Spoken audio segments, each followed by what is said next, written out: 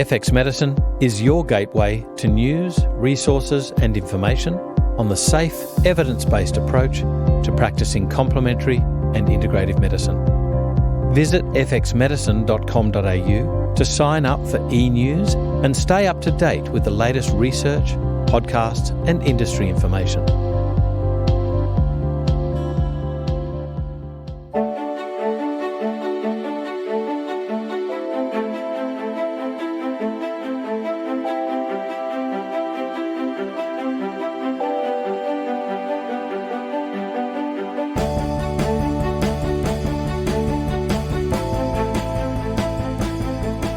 This is FX Medicine and I'm Andrew Whitfield Cook.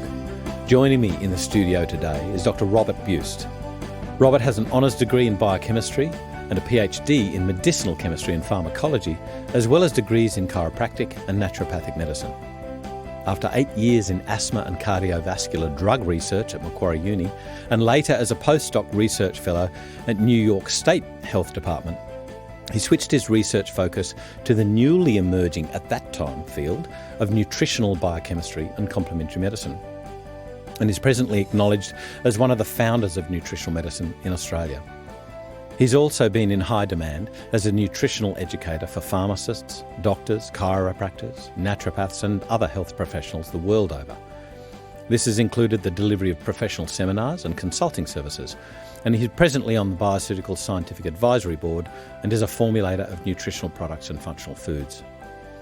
Bob was also the nutritional guest on the ABC's Margaret Throsby show for 3 years, has presented numerous radio and TV nutritional segments, and for the last 11 years has been a Quest nutrition expert on Australia's national shopping channel TVSN.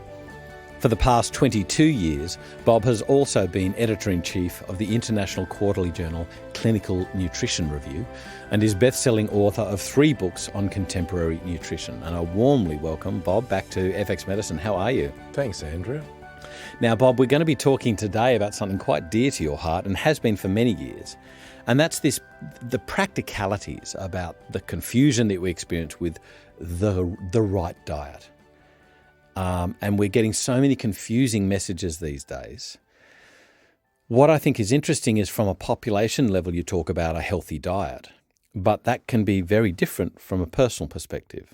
But there's got to be some broad messages here, right? Well, there's so many factors involved with what you call the right diet for each individual.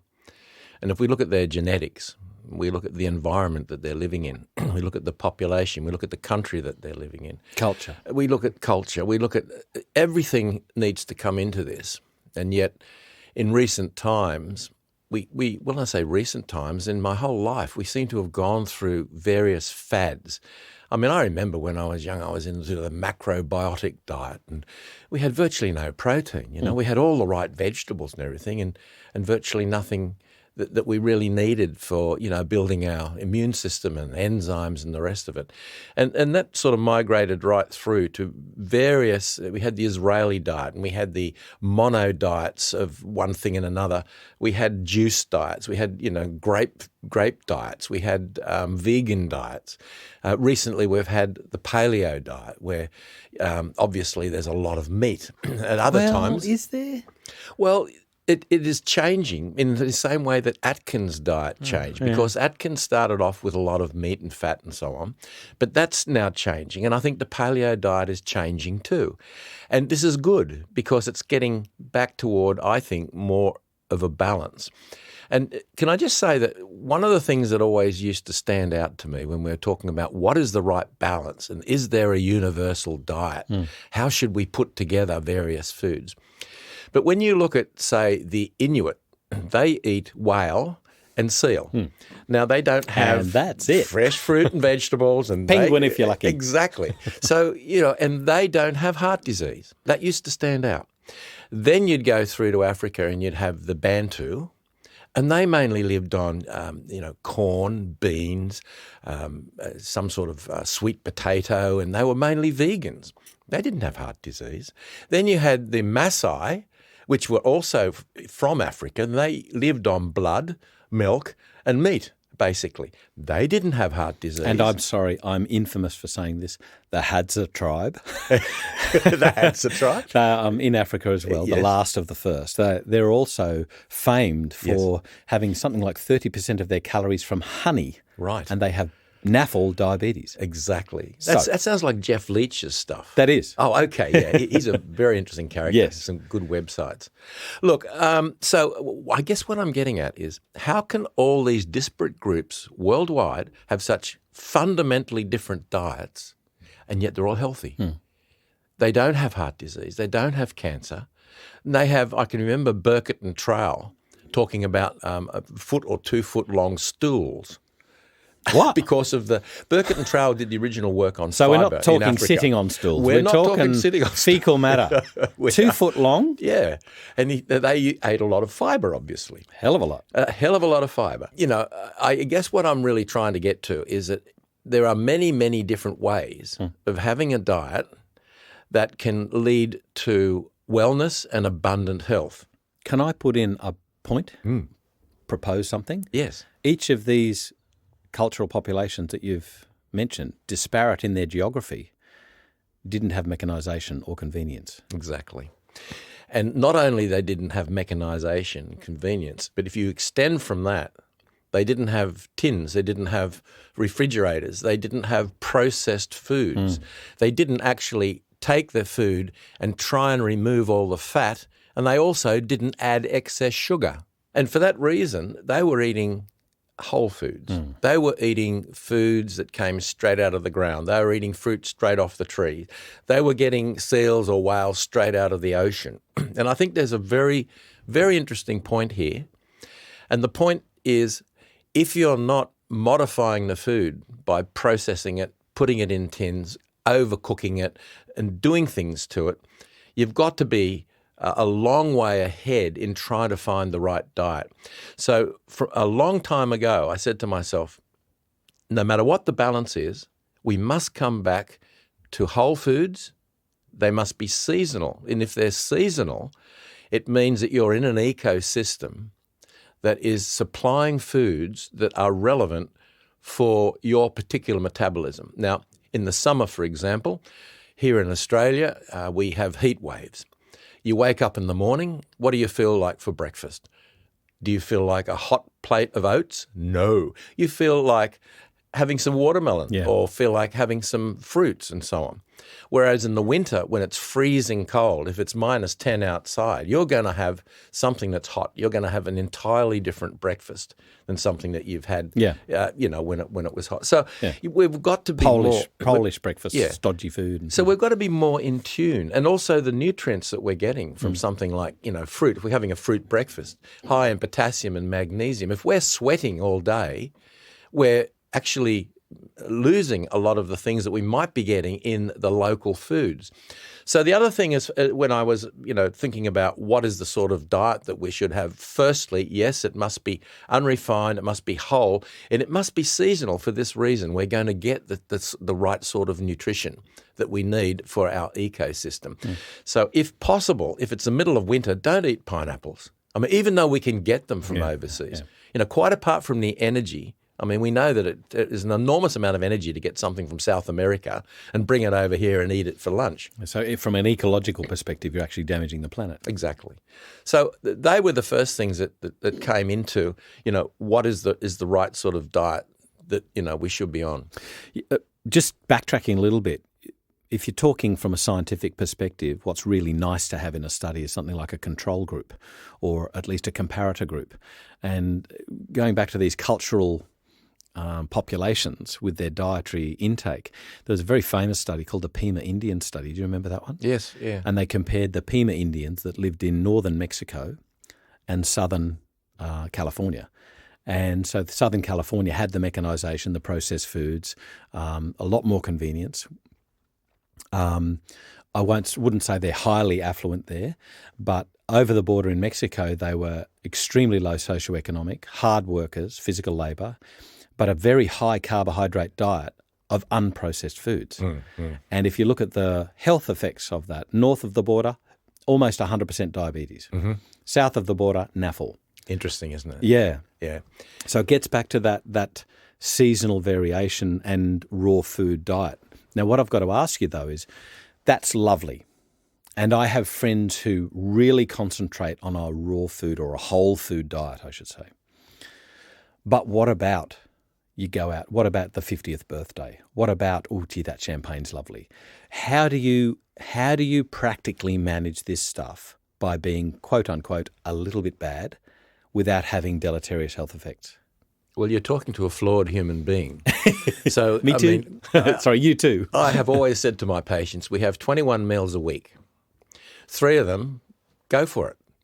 So that means that if you do go out into a restaurant, hopefully you know what foods are really bad for you and what foods aren't. You can say, can I have the sauce on the side? Can I have my mayonnaise on the side?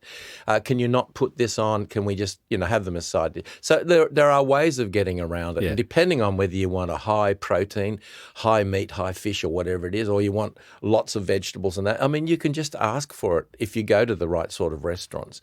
There's nothing wrong. And also these days, I mean, there's some restaurants springing up that are all organic foods that are coming from the local area, coming from the farmers markets that are around at the moment. There's an enormous change happening in Australia, I think, in the restaurant scene that means we can now go into a restaurant and we're not eating junk food. We're not eating a lot of the foods that are absolutely saturated in sugars and also the wrong sort of meats that have got fats and things added and sausages and nitrites and all of the things that we're trying to avoid. So I think we now can have the choice. One of the things that I think is very important, and this is another pet of mine, if you actually look at all of the scientific studies that are done that mention carbohydrates, we always mention carbohydrates like we know what we're talking about. Everyone says, we've got to go on a low-carb diet. Right. We've got to go on high-fat, high-protein. It's got to be low-carb. But if you have a look at the clinical studies, often they don't define what a carbohydrate is. That's right. So a lot of the carbohydrates, you say 30% carbohydrates, 50% carbohydrates. It's not as easy as that. Which carb? Exactly. Which fat? Which protein? And that's the thing that I would like to see all scientific studies in the future defining exactly what we mean by carbs. For example, we now know that the fibre that's associated with carbs is the food for our microbiome. And depending on which particular type of fibrous plant, the different types of fibre are going to give rise to different types of microorganisms in our microbiome. Now, a complexity in the microbiome is very much associated with wellness. It's associated with a reduced incidence of cancer, heart disease. All of the autoimmune diseases that we have in the world are going to go down when we get the microbiome right and we get the food for the microbiome right. So with all these studies that say, let's get rid of the carbs and let's get into the fat and protein, we now know that the right sort of carbs with the right sort of fibre are contributing to good health. And this is something that has been lacking, I think, in a lot of the scientific studies worldwide over the last 50 or 60 years. Not looking at diversity, because that's just there's so much of a pot there. But one microbe in particular, which to me is extremely interesting, and the researcher that sticks out from this is Clara Belzer, Belzer, initial C. And the microorganism that she's been studying with regards to hunger is Akkermansia muciniphila. I always stumble on that. No.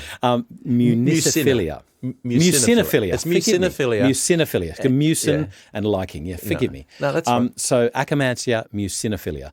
And what I'd like to see is which types of foods helped to bloom this organism. There are others, I know, and it's I know it's very simplistic to say that one is the hero. Mm-hmm. I don't subscribe to that, but it certainly does seem to be, let's say, a marker that we could perhaps use as a waypoint. Mm-hmm.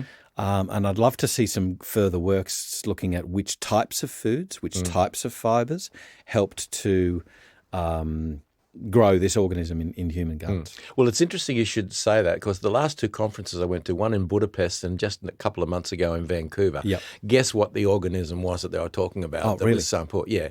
That Akkermansia is really important. And what they were talking about is, once again, having the right food. So the prebiotics that we haven't heard a heck of a lot about over the last, 10, 20 years. Sort of waned. It has. but really, Everybody was scared of wind. If we eat fibrous foods like onions, leeks, garlic, asparagus, broccoli, we can go through spinach, cauliflower, all of the things that we know have a fibrous nature to it, which are carbs. We're not talking about flour that's been refined. We're not talking about sugar that's been added. We're talking about carbs. So when you see the big clinical studies that are talking about carbs, are they talking about these foods? I don't think so. Yeah. I think we're talking about toast for breakfast and perhaps white toast. And I think we're talking about some sort of biscuits and cakes that they're allowed to have. We're talking about, all sorts of things that have been refined carbs. And I think there's an entire difference in the outcome of these studies if we're using the sort of highly fibrous seasonal whole vegetables compared to some of the carbs that they're obviously using in these studies. So obviously the issue here is what we define as a certain food, i.e. what's bred now versus what's bred 100 years ago. Exactly. What's milk now versus even 20 years ago. You can go into any food stuff, jam, anything that's in a packet now is different from what it was 20 years ago. Absolutely. Well, we've made big headway. If you go into the supermarket now, you'll see that you've got the A1 and A2 milk, which is the normal milk.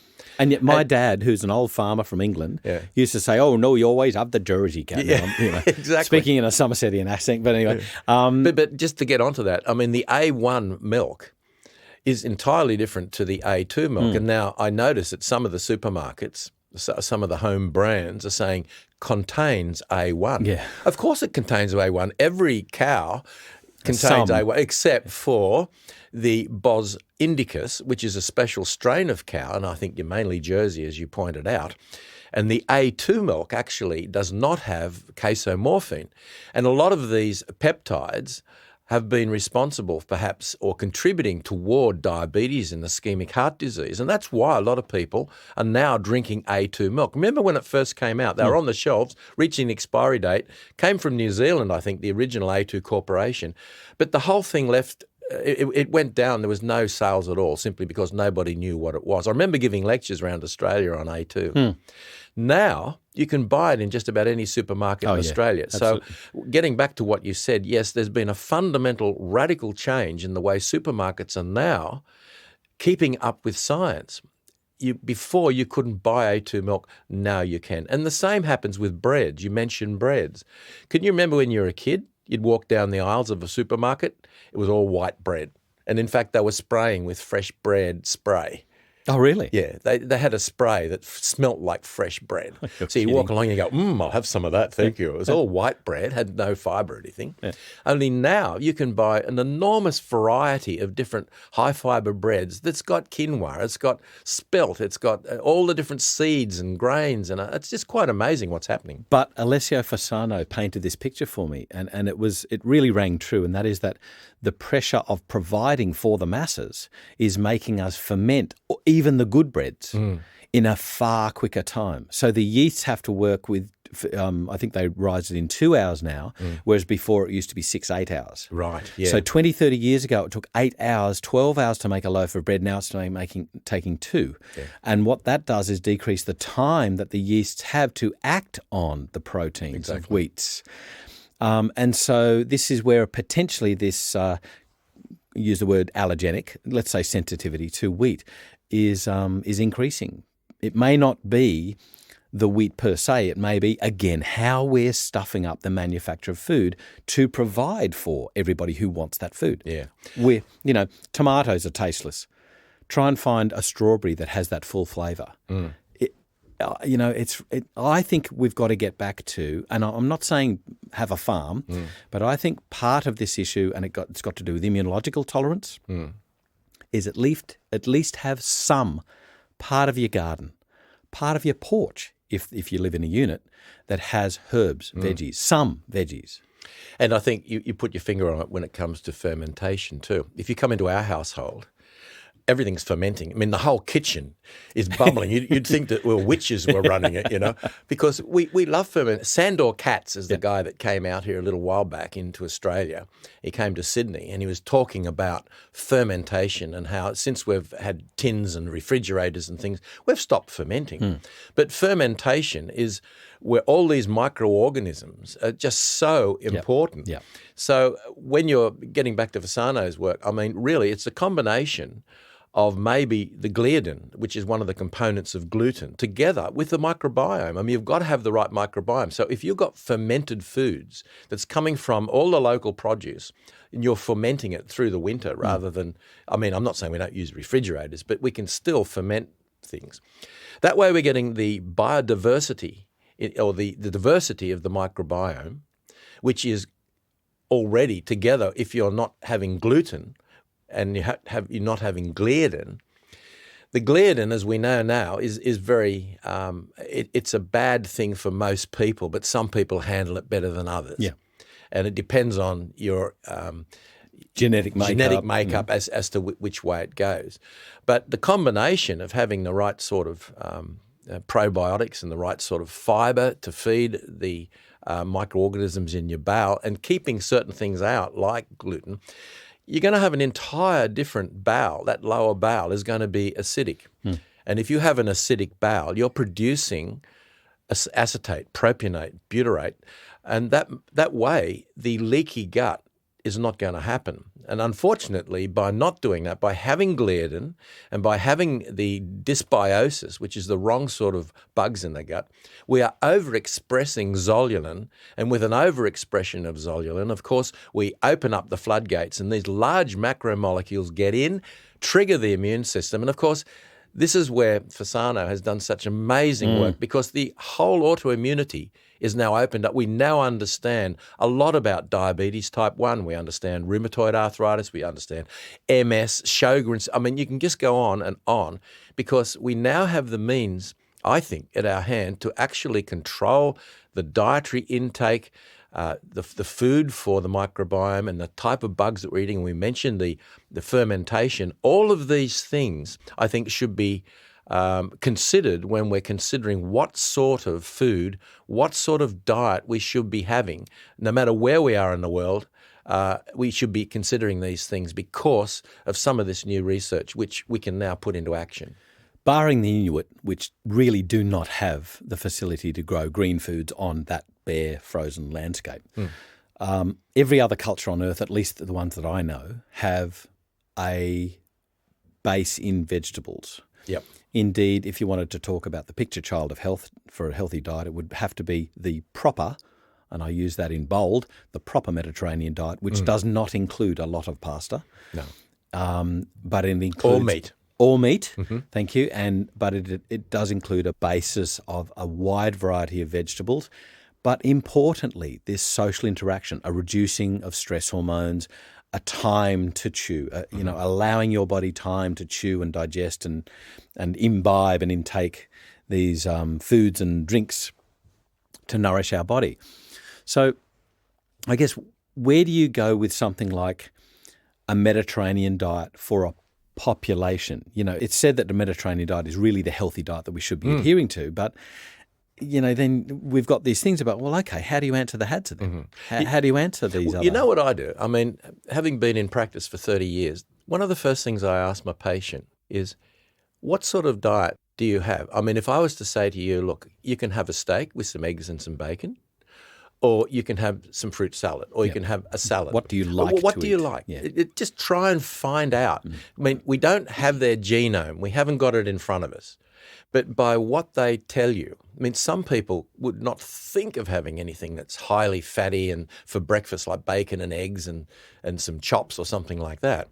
And other people, they couldn't start the day without it. So, I mean, all these things I think are really important to get some grasp of each individual and what they're likely to have. So when it comes to the Mediterranean diet, we can mix and match because if you have a look at the Mediterranean diet, depending on where in the Mediterranean, depends on the balance. Every diet, whether it's in Crete or it's in France or Spain or wherever it is different, entirely different, even though it's a Mediterranean diet. I was looking at a show the other night where they were telling us how fantastic chickpeas were, in Crete, and they were cooking them up with capsicum and tomatoes that were stuffed, and they were getting grape leaves, and they were, I mean, there's an entire different possible diet, but they all have one thing in common, and that is, like you said, they're relaxed. They often have a siesta. They often have a glass of wine with their meal. In Crete, they have it almost with every meal. But they also do things like I was reading this book called The Blue Zones. Great read, by the way. Anybody who's interested in longevity should read that book, The Blue Zones. I can't remember the author. But what they're talking about in Crete, they move. They don't exercise. No, but they move naturally. They just. I'm doing this. They're doing things. I might be sitting down, shelling the peas, taking the ends off the peas or beans, and then I'll get up and do a thing. And then I'll sit down and do this, but then I'll get up and do that. I'll do some cleaning. I'll do that. They're always moving regularly, every 20 minutes.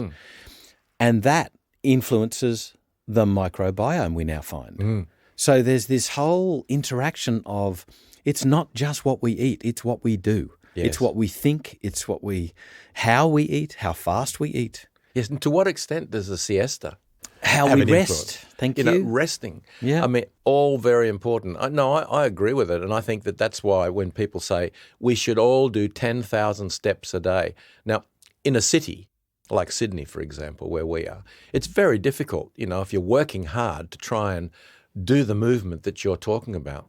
But we can still maybe we put our alarm on every hour to get up and move around. But the idea of sitting there for 4 or 5 hours, and just getting into it, soldier on. Craziness. No, don't do it. That's why we should get up and have a coffee, Bob. Exactly. And incidentally, 10,000 steps is 4 kilometres. Yeah. So to walk 4 kilometres a day is not that difficult. And I've tried it on myself. You don't have to just do the full 4 kilometres all at once. But you can move around, and if you can, do some other activity. And I think that's critical. It's not just walking. Walking is this sort of one plane, two plane movement. Whereas there's some very interesting research coming out now with regards to cancer, or even sarcopenia, and better than doing resistance exercise was something like dancing because you're moving joints and body parts throughout full ranges of movements, certainly when I dance. And that's what's behind yoga too. All the different postures that you put into. What we're doing is toning every muscle group in the body. So, anyone that is into Tai Chi or yoga, please keep it up. Bending. Yes. I think this is one of these key things that we start to lose, bending. Flexing different parts of the body, not just the knees. They say use it or you lose it. That's pretty true. So I've got to ask, what about these historically, dare I say the word healthy? They're certainly historical. They're certainly cultural. What about a German diet? You had a more, a colder environment, colder winters certainly, more milder summers, and yet they used to use things which today even the World Health Organization has lambasted them as a class 1 carcinogen, and that is these preserved meats. Yeah, but now, what Germans they're preserving, the entirely different preservatives that are in the meats that we do compared to what traditionally they used to use. Now, this is interesting to me because, again, it's how we're stuffing up a food. Exactly. Whereas I remember looking back and, we'd like to think about E. coli, Nissel 1917, fantastic probiotic, some nice research on it. Where did we get it? Oh, we got it from a human. We got it from a World War I soldier who survived a dysentery outbreak. No, hang on, guys, that's a little bit arrogant. We actually can get it from pigs. And what do German soldiers eat a lot of? Yeah, exactly. Sausage. So I just think we've got to stop this ownership of these organisms. But I just think it was very interesting that it came from the food. But don't you think it's important also to have a look at ethnic diets that have gone back? We have clinical trials and they're, well-controlled, randomised controlled clinical trials, and they're good. I like randomised controlled clinical trials. I like looking at them. But you have a group of people that have lived in an ecosystem for 5,000 years and they haven't moved around much. Firstly, their genome has been accustomed to the sort of foods that are there. And talking about epigenetics, all of the things that they're eating on a daily basis defines the expression of those genes that's appropriate for that particular group of people in that particular place. Yes. So I love ethnic diets. And if you can look back and you can see, and the person, particularly if they're living in the same country, that's the way to go. And that means much more to me than every clinical trial in the world where they're pulling everything to pieces and trying to find out what's going on. The problem, genomically speaking, is we have now moved around the globe. We're intermarrying. We have different races coming together, which is heterogeneity of the gene pool, which is good, making us more intelligent, making us more attractive and so on.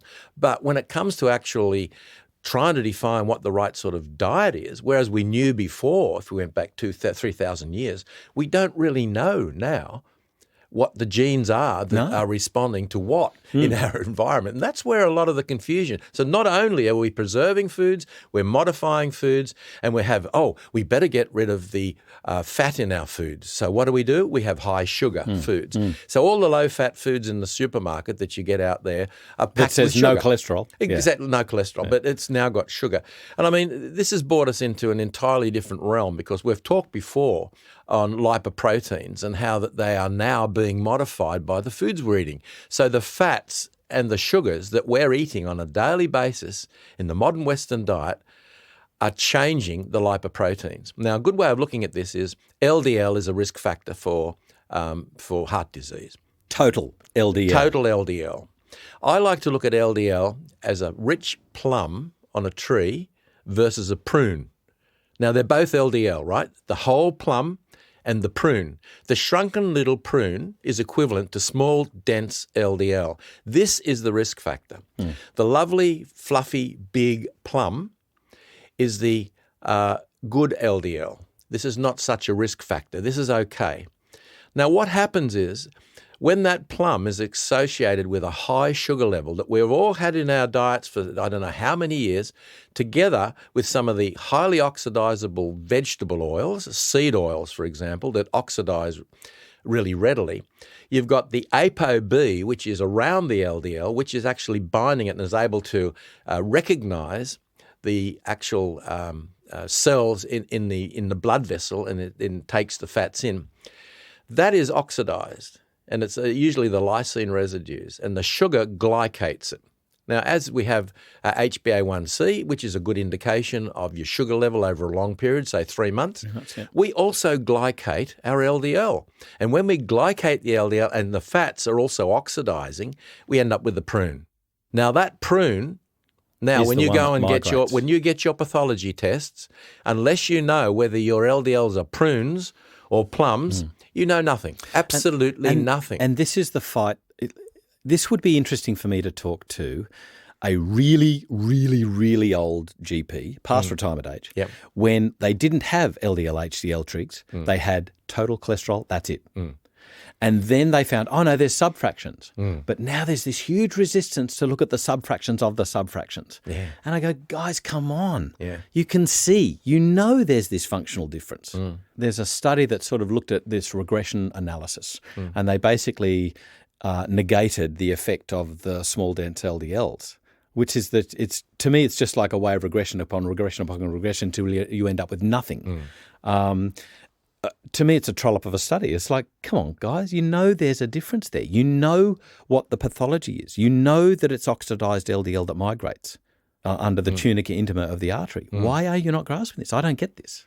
But the interesting thing too is when we say, what can we do about it? Now, we've just defined 2 areas that people listening to this program can do something about. Firstly, get rid of the seed oils. The polyunsaturated oils, we do not need a lot of. We can get it in avocados, we can get it in seeds, nuts, beans. Particularly beans.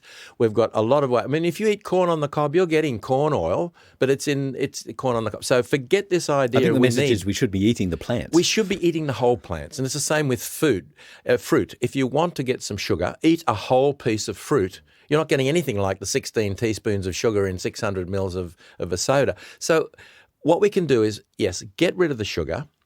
Eat whole foods, this is what we've been saying, and you're going to immediately get your LDLs going toward plums rather than prunes. Yeah. Now, this is important, but one of the things with oxidation is antioxidants, anti-inflammatory agents that naturally exist in fresh fruit and vegetables.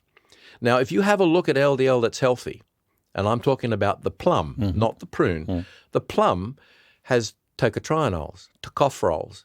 It has coenzyme Q10. It has Ubiquinol, beta-carotene, ubiquinol. These are all antioxidants, anti-inflammatory agents. They protect those fats that are in the LDL from oxidation. So we need to have some whole fruits, some whole vegetables, seasonal, in our diet, I believe. Even if we have a high meat, high fat diet, sure, have a high meat, high fat diet, but make sure we've also got the highly fibrous foods that we mentioned for the microbiome. And we've also got foods that are rich, that are highly coloured, for example, the purple and the red and the yellow. These are all rich in the carotenoids and the polyphenolics and some of the things that we're talking about that is going to protect the LDL, i.e. the plums, and stop the plums going into prunes. Because it's the prunes, these little tiny small dense LDLs that are taken up preferentially into the endothelium. And we're going to then take them up into macrophages to form foam cells. And this, of course, is the beginning of atherosclerotic plaque and so on. So let's get rid of the sugar. Let's get rid of the polyunsaturated oils. And let's take lots of these anti-inflammatory agents and antioxidants. Then we've got a chance of changing the LDL fractions that you mentioned. There's about 7 of the LDL fractions. More of the LDL 1 and 2, which we'll find in the plum, and less of the LDL 3 to 7, which are the small, dense LDLs, which have been modified. This is the modified LDL taken up by scavenger receptors that is taken into the foam cells. So this is something that we can do. We can do this right today. Even though you haven't had any pathology tests, you can actually change the diet in this respect, and you can modify no matter what your preference is for fats and proteins and carbs. Just make sure the carbs are whole carbs, seasonal, high fiber, and hopefully that the meat that you're eating is largely fish. Like the Mediterranean diet, they have a minimum of 2 or 3 meals of fish a week. And I think the fish has got the omega-3 oils in, and so on. For any of our listeners that want to catch up on the uselessness of the benefits of seed oils in the diet, look at the Sydney Heart Diet Study. I think that's right, or Sydney Diet Heart Study. That was the one that only recently, I think it was 1 or 2 years ago, and it basically called into question this dietary advice, dietary guidelines, which we've been given for, 2.5 decades, which has not helped us with heart disease at all. It's other fats that we should be concentrating on. Well, even the latest US dietary guidelines. That's where I was going next. Well, they're saying, we need to get our fat down to 10% and our sugar down to 10%. I don't believe that that's right. I believe we need to control the type of fat that we're taking in. Like we said, avocados and seeds and nuts and grains, and get them. And even if we're having fat from meat, a lot of people are not aware of the fact that the saturated fat, which we think is the stuff around chops and bacon and it's the intramuscular marbling in a steak, this is not saturated fat. This is 48% oleic acid, which is what we have in olive oil, particularly which we know is okay. in grass-fed meat. Yes, it definitely grass-fed. It changes if you're having grain-fed. So go for the grass-fed beef, and you're going to get the right sort of oil. And this is really important because if we got the right sort of oils, we can take that up a little bit more. And the same with the sugars at 10%. I think we should be aiming at trying to get the sweet tooth, and I've got a sweet tooth, I know all about it, to try and get away from that. Because if we can just eat the whole fruit, like for example, berries are particularly good. And we're going for low glycemic index, we're going for low glycemic load, but we're still getting the sweetness. When you have a carrot and you haven't been eating a lot of sugar, the carrot is sweet. Yeah. When you're having pumpkin or squash, you've got a low glycemic load, but you've got this sweetness. So we've got to move ourselves away. So it's all very well saying, we'll have lots of stevia and erythritol and lots of xylitol. They are good. They are good sugar alternatives. But I think ultimately, if we can just train ourselves not to go into the sweet area, then with what I've just said, particularly for lipoproteins, and that actually can extend through to cancer and a whole lot of different disorders, we are doing ourselves a great favour as far as wellness goes. It was a very powerful movie, the film called That Sugar Film. Yes. Extremely powerful. But one of the interesting points that I got from the movie was the incredible research that went into that guy who developed the bliss point. We are basically programmed to like sweetness. Yeah. And he found, and it was much more than what I thought it would be. So forgive my memory, but let's take it for this analogy. Instead of being 1 teaspoon of sugar in a cup of coffee, it was more like 3 teaspoons of sugar in a cup of coffee. And the researchers found that this was evident in infants. Right. So we humans are programmed, call it a survival thing if you like, from when we were primates, hunting for food in the treetops, and it was incredibly sweet food to survive on. But that's primed. What we've fallen into, though, is feeding that to ourselves every single day. Well, there's without too much. any outlet, without any exercise, without any burning off of that energy. And there's too much sugar around, and there's too much fat around that of the wrong kind. But I mean, if we could just go through the supermarkets and get rid of all of the oils. I mean, in Crete they eat olives. I mean, olives. And olive oil, and you haven't got the same problem. So the Mediterranean diet is full of olives and olive oil. It's not full of safflower, sunflower, corn, soybean oil. And that's the stuff that can oxidize very easily. It's about 60% of cis-linoleic acid. And that stuff oxidizes. It forms linoleic acid hydroperoxide. And it is a risk factor. And it wasn't around before the Second World War. It's only after the Second World War we've started to use those oils in the diet. And that was an economic thing, It was wasn't an it? economic USDA, thing. It was US indeed. Department of Agriculture. And they didn't do any studies on that. So it's really interesting to think we should perhaps go back, and if you want intramuscular marbling on your piece of meat, if you're into the paleo diet, eat the right sort of vegetables, have intramuscular. It's not going to hurt you because you've got the stearic acid, you've got palmitic acid, you've got oleic acid. Now, palmitic acid might be in there. I'm not sure. What is it, 15, 16%? But when do we ever eat just pure palmitic acid? No, we don't do that. And a lot of the studies that have been carried out have been carried out on one single fatty acid that's taken away from its cousins and its brothers that are in the fat we are eating in our diet. This is a fundamental problem when it comes to clinical research. We do not give someone palmitic acid. We give them whatever the food is that they're going to normally eat. Yeah, that's right. So I've got to ask then, somebody's already in that high sugar, bad fat diet. How do you take patients with this slow, call it an evolution, of getting back to what we should be eating when they've got these extremely powerful satiety and hunger signals governing their lifestyle? What tips can you give our listeners with getting them back onto the right track? Well, one of the ways that I was doing it was using the 5-2 diet, because what happens is if you actually limit, this is intermittent fasting, yes, and 2 days a week, on say Monday and Thursday, if you're a man, you just have 600 calories. If you're a woman, you have 500 calories.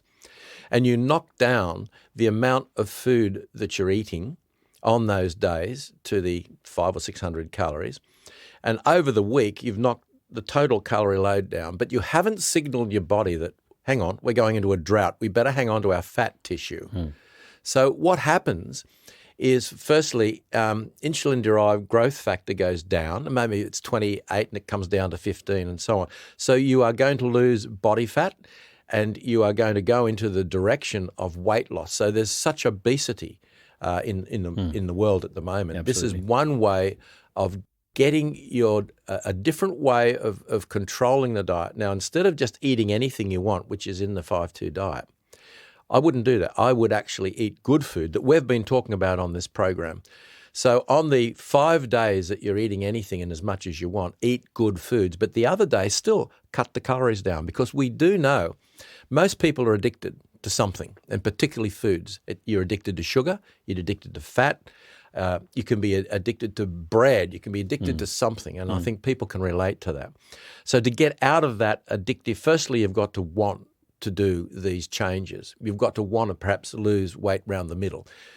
And then by cutting the calories down, you change the way in which some of these hormones like ghrelin and leptin are acting. So ghrelin is making you hungry all the time. Now, if the ghrelin level drops and you're not as hungry, this is good. So as you're changing the hormone levels, and on this particular diet, you will have your blood sugar come down. You will have your triglycerides come down. You will have a lot of the parameters that you want to start lowering. And this means that your natural homeostatic mechanisms are readjusting. So to answer your question, we need to slowly get there, but we will see a change. But you can't change overnight because I really believe this is an addiction. I think people have food addictions. And this has come out recently in a lot of papers and at conferences I've been to. People are addicted. I mean, as you know, you can say, cut sugar out of your diet. How many people can do that? How many people can cold turkey cut the sugar out of their diet? I just don't think there's many that can do it. I remember, forgive me, I think it was Rosemary Stanton, talking about that these addictions, if you like, these bad habits can last up to a year. That it really does take quite a long time to cement a new habit into place. What interested me was it was two journalists, TV journalists, were talking about the rationale for the 5-2 diet. And the guy had been doing the 5-2 diet. The female journalist was asking him about it. And he said, you know what, I just decided to do it. And I knew what I was doing. I still felt hungry, but not starving. And I just got past it. I just went, I'm doing it. Yeah. So I just felt hungry for the day, knowing that I wouldn't tomorrow. So that's willpower. Yes, it is. What interested me was when you look at, we spoke, Jeff Leach, I can't forget this guy. But one of the most important points I took out of his thing was that he was never totally full. When he lived for the Hadza tribe for a year, not at any stage was he totally full. No. There was always that slight, not starvation, but just like, oh, I could do with a little bit more. Yes.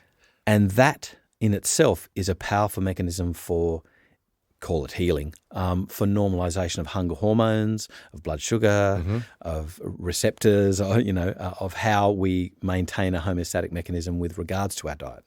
And that's exactly right. If you can get up from the table feeling like you could just probably eat a little bit more, you know that your hormones are starting to do the right thing. And you've just got to get used to that feeling of just being slightly not stuffed. Yeah, but it's the willpower to say that. That's exactly right. To choose that. But keeping that in mind, remember I said your blood parameters are going to change. Yeah. And as they change in the right direction, particularly if you're eating foods with a low glycemic index and you're eating all the right fats, you're eating the right oils and so on, all of that is going to mean that your cells are now going to be contented. Now, the mitochondria, when they're overloaded, it doesn't matter what you overload them with. It could be any of the macronutrients. It can be protein, carbohydrates, or fat. When the mitochondria is overloaded, like putting 2 loads of washing in a washing machine, you don't get them clean. What happens is we get reactive oxygen species, we get free electrons bizzing off, and all of that is going to create havoc. It's going to create havoc. And that's where we've got to cut the amount that we're eating down, because if you start thinking in your mind, how am I going to cut down what I'm eating, and then think all the little powerhouses in our cell that are generating energy are releasing reactive oxygen species, free radicals and electrons that are damaging our body. They are oxidizing macromolecules. They are causing the problem we talked about with the lipoproteins. They are cross-linking because the advanced glycation end products are cross-linking collagen in the blood vessels. All of these things happen when we're overeating. Now, if we can stop the overeating with the 5-2 diet, that is, I think, the best handle on it. If you say to a patient, no, you're eating too much, you've got to cut down, it doesn't work. Yeah. From my experience, it doesn't. Yeah. But they will go on the 5. You're eating too much Dominoes, eat less Dominoes. But the 5-2 does work, and that's why I've been using that to try and change So what about the 5-2 Mediterranean? Well, because 5-2 diet's kind of like similar to the Israeli diet, isn't it? The sort of starve famine. What do you call it? Feast famine. Well, the main thing is, like you said, if you're cutting your calories down to 500 or 600 calories, you know the next day you're going to be eating again. Yeah, and that is the willpower that you talked about. Yeah. makes it so much easier if you know, well, tomorrow I'm going to be okay, and that will get you through the day. But if you're saying, oh, for a couple of weeks I'm just going to go on, 2/3 of what I normally eat, it won't work because people are addicted to certain things. Can I ask you in a future podcast if we go into these hunger signals and really explore the biochemistry of that? Because maybe we might have some answers for in some people, the super obese and the morbidly obese, that these people have extremely powerful hunger signals, and they can fit a loaf of bread into an extended stomach. I mean, their stomach can hang down to their left iliac fossa. It is bloated. It is expanded, stretched. So there's that physical stretch receptor signal as well, rather than just the biochemistry. Would you mind if we explore that in another podcast? No. Well, I mean, a lot of the things that you're talking about, I mean, I can remember I've had patients that would eat a kilo of cheese a day or that would eat a whole loaf of bread. And they have we call it allergic reactions, but now what we know about the lower bowel and zolulan, I mean, obviously there was something going on with the microbiome. There's something going on with, in the case of bread, it probably was gluten or gliadin. And some of these things that they're addicted to are causing a sort of stress response. And they're releasing adrenaline and they're releasing endorphins and things, because with stress, a lot of people crave a certain stress response, particularly adrenaline, because adrenaline mobilizes fatty acids, mobilizes sugar, gives you a real buzz. So that real buzz is why people are gravitating towards certain foods and overeating them, even though they're bad for them, causing a problem. They just must have a little bit more of this or that food. Another topic that I'll ask you to delve into is the resistant weight management, or weight gain, if you like, when people plateau and they can't get over it, and what part inflammation plays, and managing inflammation, how you manage that inflammation from various parts, whether it be the gut or just giving some fish oil, some turmeric, whatever. Would you be happy to do that in another podcast? Yeah. I mean, talking about inflammation, I mean, as you know, the visceral mass around the middle when you're overweight is a highly inflamed mass full of macrophages and so on. And the polyunsaturated oils, when we eat polyunsaturated oils, yes, they do oxidize, but also when they're taken into the adipocyte, the mitochondria are not going to allow those to be metabolized the same way as saturated fats. So the insulin signaling still occurs and it goes in. So we end up with this calories going into the adipose tissue and accumulating there. So we're hungry.